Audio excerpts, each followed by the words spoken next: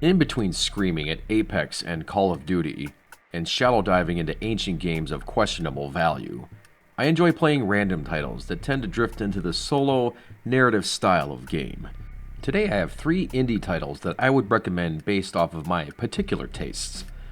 Tastes that are admittedly much more dark than the average gamer. I like my video games the way I like my room, and my coffee, black and devoid of any life. I still can't believe you went. What are you thinking? Going to that place? Wish you hadn't got yourself into this mess, but you did. You can't run forever. I know you were just trying to do right by me, so I need you to do what's right by us. Now, please, Kaz. Still Wakes the Deep is a 2024 horror game developed by the Chinese Room. It's currently available on Steam, PS5, and Xbone. It's yet another showboat of Unreal Engine 5, making this at very least a visual spectacle, and one of the better games of this genre to come out in a long time. It is a horror game set to the tone of Soma, with the avoidance and escape mechanics set atop a 1970s Scottish oil rig. You play as Kaz, a man whom set himself on to the prestigious rig due to an incident that will eventually be elaborated on. After a brief flashback, you are introduced to a very interesting cast of crewmates, each with distinct yet oddly relatable personality traits. The sweet sound of Davy Rennick. You think it's the police? Can't be surprised, Kaz. You heard from Suze? She's talking about divorce. Oh, I'm sorry, Kaz. She'll come around. Not if I get to jail, she won't. Well, maybe you could have considered that while you were battering Billy Chamberlain's head in. Cunt slagged off Suze, he had it coming. How you doing, boys? No bad, Kaz. Raf's here's a bit shaky, though. Going to be the lad's first solo dive this morning. All right? You'll be all right, pal. Especially with the big man here looking out for you. Have you done it before? Christ, no. I'll stick to the lecky, thanks. No great in tight spaces, and it's blowing a gale out there. Really filling the lad with confidence there, Kaz. You are then guided towards the boss that has been politely summoning you for orientation. Well, here we fucking go. Enter! Ah, Mr. McClary. So glad you could join me, and sorry to have got you out of bed. Shut the door and have a seat. I'm fine, Stanley. Sit your ass in that chair, you fucking liability. But I run a tight ship. Do you understand me? A tight ship. Technically, it's no shit. Shut your gob, you Ned prick! I am sick to fucking bouking of you wee gobshites messing with my operation. That chef might be a mate of yours, but he does not run things around here. I do. Do you understand me? All right, why don't you just get on with it? Don't you answer me back! Things will take a turn for the worse, which is very odd since oil rigs were notoriously safe to work on, especially in 1975. Still Wakes the Deep's presentation is top-notch, being half walking sim, half terrorizing nightmare. The devs knew how to maintain a level of superb attention to detail that is immediately apparent, except for those goddamn mirrors. Ooh, do I hate modern mirrors that are always scratched, steamed, or, my favorite, made to reflect only during an interaction. How clever. Instead of petitioning to stop killing games, we need to focus on getting real-time reflections back in. No more excuses. I'm not taking any points off the game, for real. It's just such a pet peeve. Once the gameplay officially sets in, I immediately do the gamer thing and see what my boundaries are, which are very few, and plummet to my death. This is, all jokes aside, a very important feature in a game of this style, in my opinion, as this gives me an increased sense of agency in my playthroughs. By allowing me to be an idiot and offing myself in such a manner, I no longer feel like I'm stuck in a walking simulation, and the tension that the game starts to pour in feels twice as legitimate. And the tension is real with this one. There is excellent visual storytelling along with auditory. The voice acting and writing in this game is some of the best I've experienced in a very long time. Par the course for any of these types of games, you will have flashbacks, which is usually incredibly groan-inducing. But with Kaz's backstory slowly introduced, you may find yourself also staring into these characters, rooting on or yelling out in their interactions. These feel like real people, protagonist included, and take precedence over the horrors that the game will throw at you, which once you experience that, you will understand just how large of a statement that is. Gameplay in Still Wakes is rather simple, with interacting a lot with the environment using QuickTime events. Yeah, I know, nobody likes those, but in this case here, it works pretty good. You are going to have to grab onto things or jump ledges while holding the triggers to represent your outstretched hands, and as long as you aren't too cynical, won't mind just how impressive Kaz's upper body strength is by the game's end. It's a good middle ground from the kind of QuickTime events that would have some bullshit prompt button on the screen that you would have to react to, and the lack of any interaction which would make these kinds of sequences trivial and boring. You may just have to sneak around as well, and if you happen to need to do this, you will have the standard fare of lockers and vents to hide in. What I did appreciate with this title was the inclusion of plenty of dummy lockers, desks, and so forth that have no stealth purpose and are red herrings. This subverts the usual tripe that similar games fall into, where you see a locker that says you could hide in it, so you already know you'll need it. I don't want to spoil anything, so that's all I'll say about this game.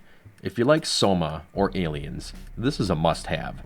My only gripes for the experience are threefold, and your experience of these issues will vary. Your character sprints in the weirdest way I've ever seen in a game, looking and feeling like a cartoon character slipping on carpet or oil. I feel like this was a gameplay adjustment that was made, and the visual team just couldn't get the rig, the player rig, not the oil one, to cooperate with this decision. Once you accept this strange behavior, you won't notice it much. The game is very linear, and like any game like this, pointless to retread once you've played through it.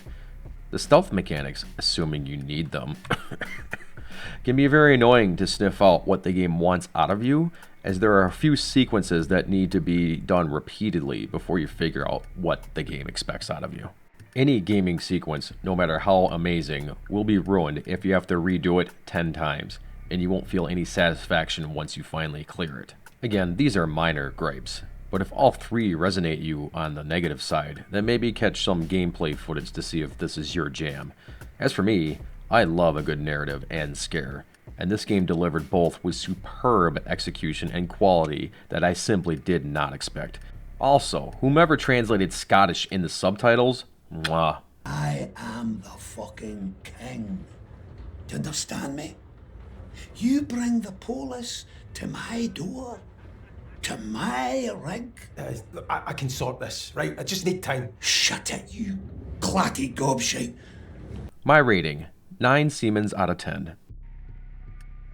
Crow Country, try saying that 3 times fast, is what is described in my Xbox Live reviews as a mix of Silent Hill and Resident Evil, which I'm not sure if I can disagree harder.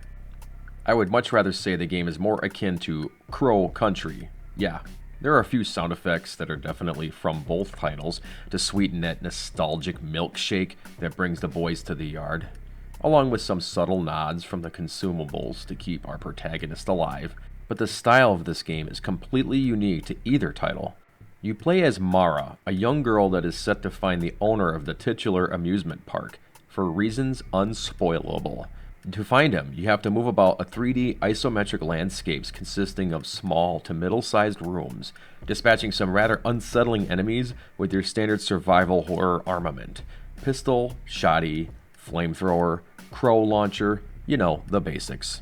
The gameplay is tight and responsive, and the environments are highly interactive. That being the type of interactivity where you can learn what Mara thinks of the painting on the wall, or the dozens of notes lying around, giving clues on how to progress. That progression in the game is somewhat meta, with some of the notes flat out telling the player the order of items needed to complete the game, and the experience suffers nothing for it. The style, in my opinion, is somewhat campy, with a stylized yet simplistic character models juxtapositioning some rather violent and sometimes triggering scenery.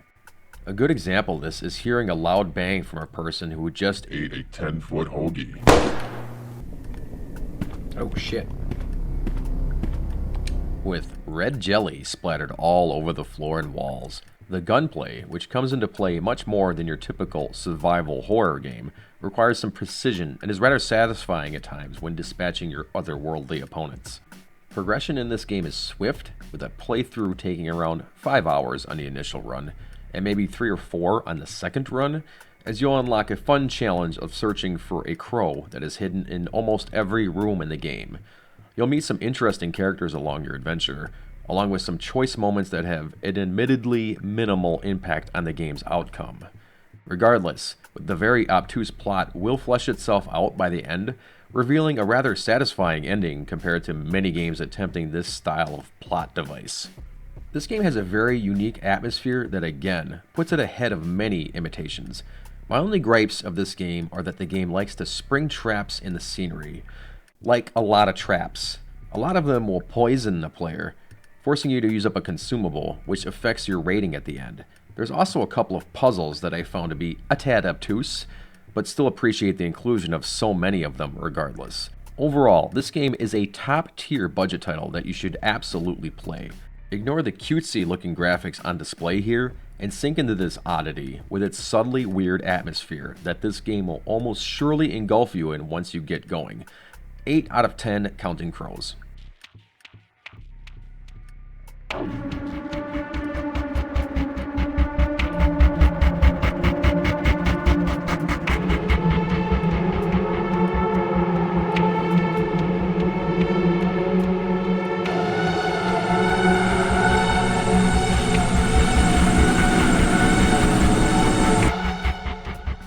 Fear and Hunger defies description for those who have played it.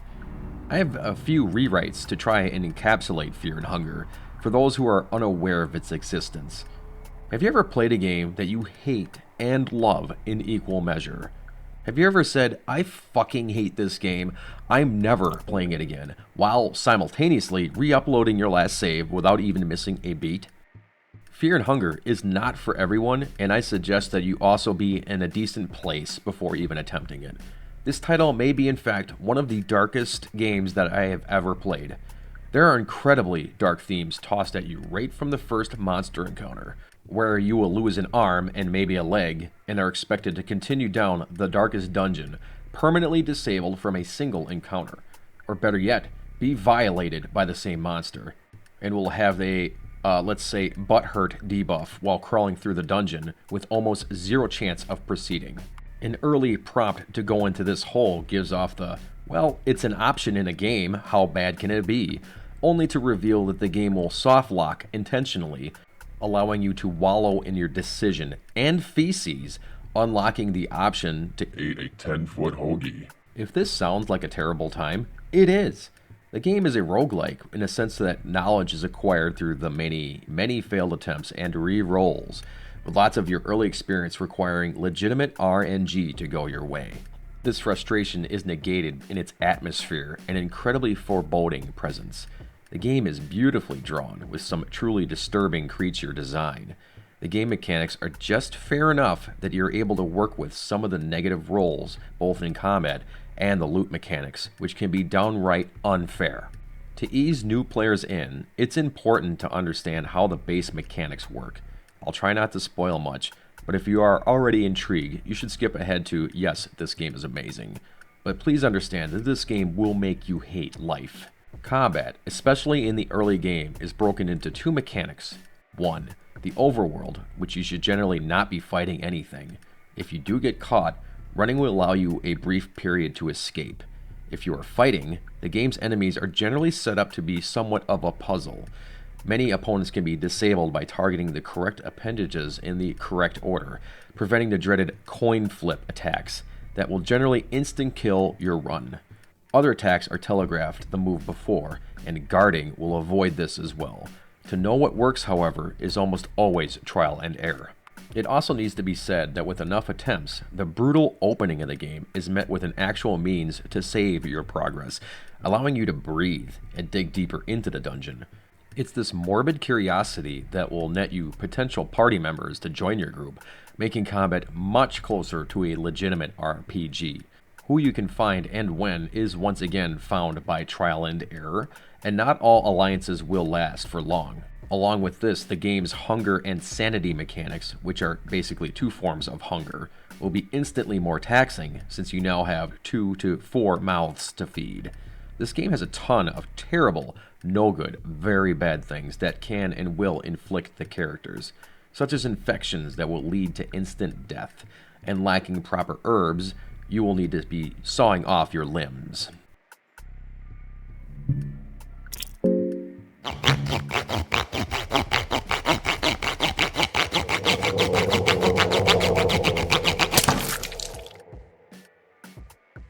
A great example of absolute batshit detriment is blindness, which in 99.9% of RPGs means a lack of accuracy in combat, which is true for this game, but also you literally cannot see anything in the overworld after the fight, making the game all but impossible to beat if this occurs on the main character. Yeah, it's bullshit, but you have to appreciate the lack of care towards the player.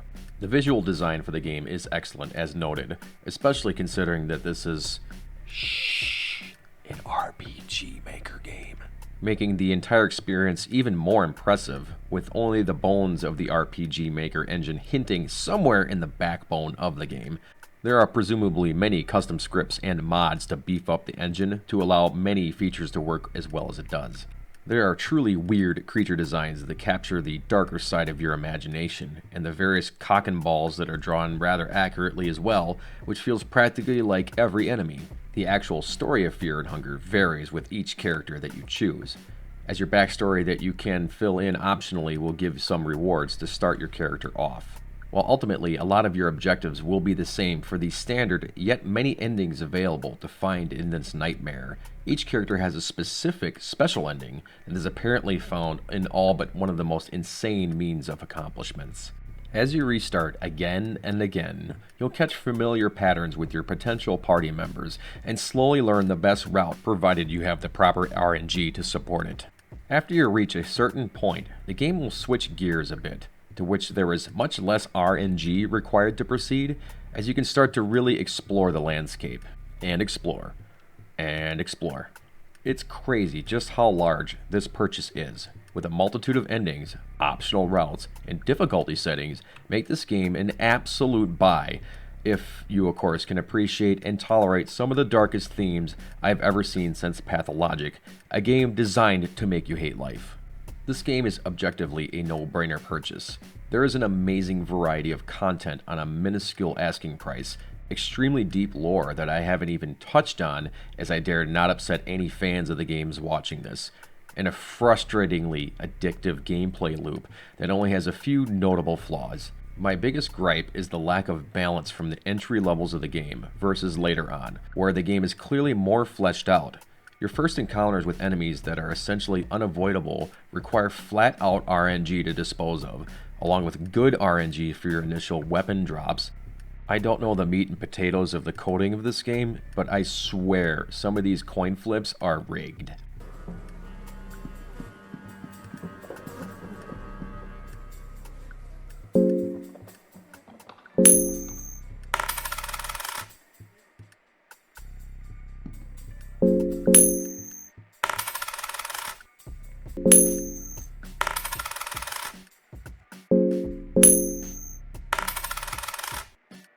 Here I roll 6 consecutive tails when I pick heads. Then, using the built-in mechanic of spending a lucky coin to flip 2 coins at once, a 75% chance of success, I roll double tails both times. I checked the math, it says it's 1 in 1024. Fuck this game, it cheats. Starting over, this game with all of its success also has a sequel, Fear and Hunger Terminus. I'll look to cover this game at some point as well, once I am able to get a better grasp of the scope of that title. But rest assured, it's a fantastic game and at a low price point as well. So there you have it, 3 indie titles that you should play right meow. My huge faucet of new subscribers has shut off for now, so I shall forego reading out the new subs, but I shall not forget my Patreons, South Boogie B.O. and Joe C. Thanks for your support, both in monetary and in spirit. With all of this cash, I shall afford an extra large box of cheesy poofs to jam into my maw while I edit this goulash of shitty content together.